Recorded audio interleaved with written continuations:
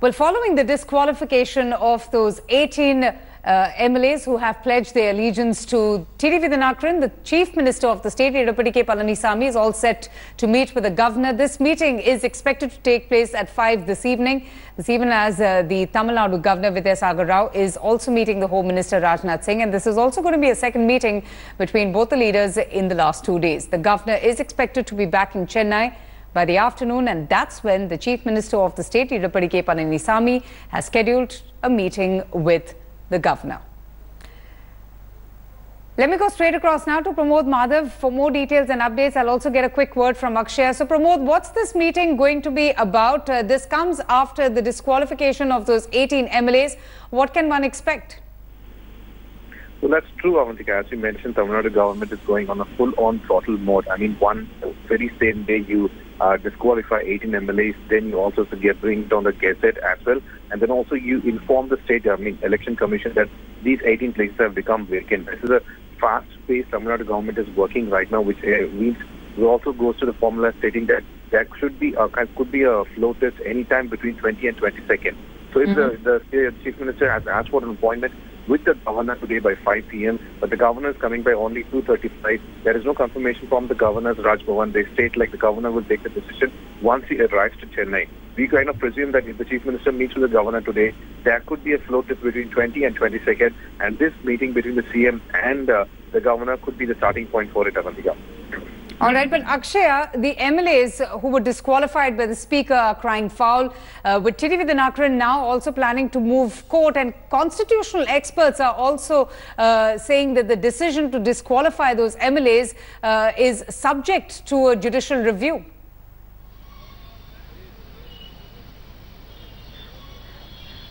Well, very well, Avantika, this is exactly what is going to happen right now, because, TTV Dhinakaran MLAs and the representatives are going to approach the Madras High Court today, and hopefully they're hoping that today itself the case gets listed, because if not, tomorrow is when the DMK's request of a floor test is being reviewed and given a verdict by the High Court. So it means that as soon as possible, the TTV Dhinakaran MLAs will be hoping that the disqualification that has happened will be revoked by the court, because it is seen that these MLAs right from last month, almost more than 20 days back itself, had withdrawn their support for Edappadi Palaniswamy, and this decision by Dhanpal of disqualifying them will be considered a little bit of a bias kind of a strategical move that was done to ensure that the minority government or the minority numbers that the Edappadi government had, which was 115, will become a majority number. So with the removal, it is seen that the required numbers come down to 108, and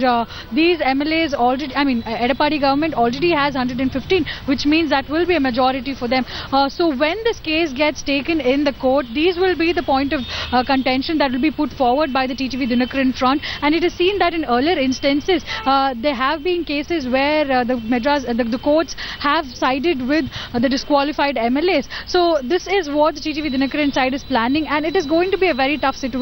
As what Pramod was stating, there will be a consideration of the flow test in the next couple of days. So it will be important for all the factions, be the EPS, OPS, the TTV Dhinakaran or the opposing DMK in the state as well, Avantika. And in that sense, Pramod, TTV Dhinakaran does have a strong case, because according to the anti-defection law, an MLA can only be disqualified if there is a violation of a whip that didn't happen in this case, or if the member voluntarily gave up its membership, and none of those MLAs who had been who have in fact been staying in that resort in Coorg have given up their membership to the party. They are still very much part of the party, including TTV Dhinakaran. Well, Avantika, it seems like if they go for a disqualification right now and if they conduct this flow test, this is what is they are worried about. They are not worried about this thing. The Speaker has disqualified these 18 MLAs.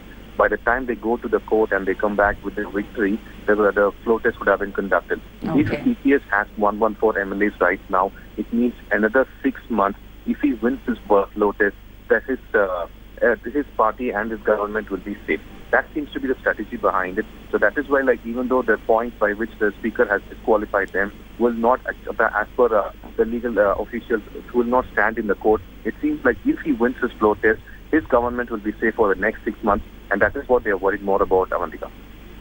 But Akshay, it's interesting how both the sides are not wasting time to stake claim to the party. The Chief Minister arranging this meeting with the governor, and TTV Dhinakaran also not willing to give up the fight just as yet and moving court as well, or deciding to move court.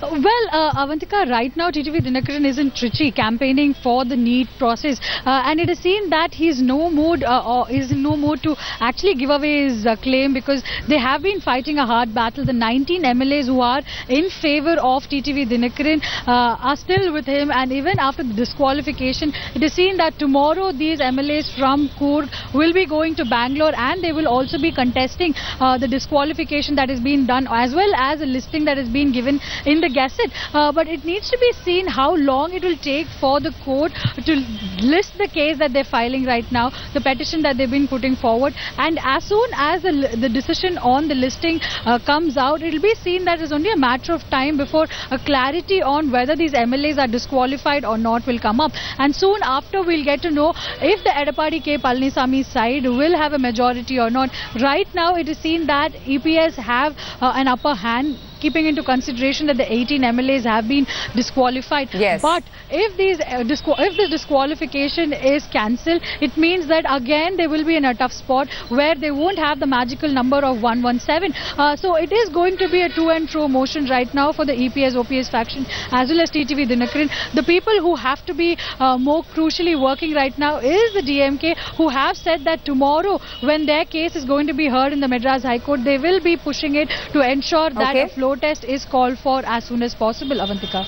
All right, Akshay, we'll leave it at that. Thanks so much for filling us with all the latest details from both the sides, the EPS-OPS camp and TTV Dhinakaran's side as well. Pramod, thanks so much for getting us the latest on the situation as far as the decision to disqualify those MLAs is concerned. This is all a conspiracy against him. He claims that this is a witch hunt by the Chief Minister, Edapadi K. Palanisamy, along with EPS, saying that he took the escape route since he lacked the numbers to continue to remain in power. And soon after the expulsion of those 18 MLAs, now the strength of the assembly has gone down to 215. Opposition parties like the DMK and the Congress have also questioned the propriety of the governor's move. Meanwhile, former finance minister and senior Congress leader tweeted, and I quote, "Speaker's decision to disqualify MLAs blatantly is partisan, and to help the minority Tamil Nadu government, nothing can save a sinking ship."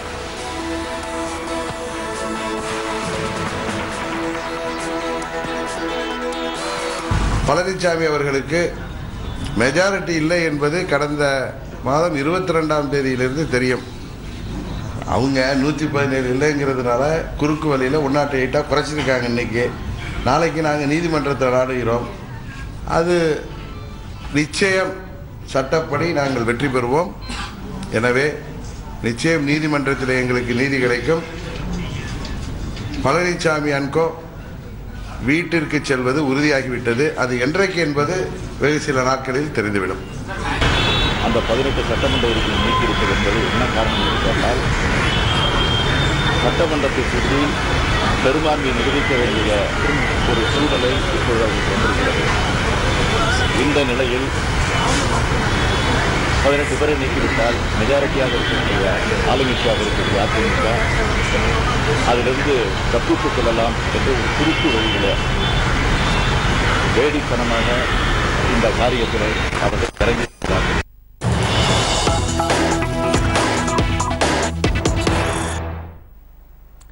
And BJP Subramaniam Swamy has also hit out at the Tamil Nadu Governor Vidyasagar Rao, saying that it's actually him who should be disqualified along with the Assembly Speaker. Let's listen it.